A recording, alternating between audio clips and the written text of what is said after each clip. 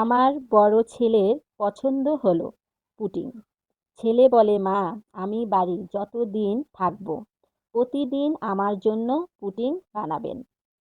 Pudding বানানো একদম সহজ, ঝটপট বানানো যায়। প্রথমে গরুর দুধের সাথে দিলাম প্যাকেটের দুধ পাউডার 2 প্যাকেট, 10 টাকা দামের। গরুর দুধ দিলাম 250 গ্রাম। স্বাদের জন্য দিলাম 1 চিমটি লবণ। ফ্লেভারের জন্য দিলাম একটা এলাচি। স্বাদ মতো দিয়ে দিলাম চিনি। কিছু সময় দুধটা জাল দিয়ে নামিয়ে নিব। একটা টিফিন বাটিতে ক্যারামেলের জন্য চিনি দিয়ে অল্প পানি দিয়ে ক্যারামেল তৈরি করে নিব। বাটিটা নামিয়ে রেখে একটা বাটিতে 3টা ডিম ফাটিয়ে নিব। ফেটিয়ে নিয়ে দুধের সাথে দিয়ে দেব।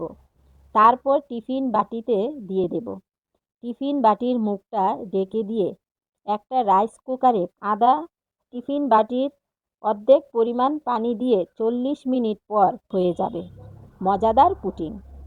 তারপর একটা ছুরি দিয়ে সাইডটা ছাড়িয়ে নিয়ে প্লেটে ঢেলে নিব।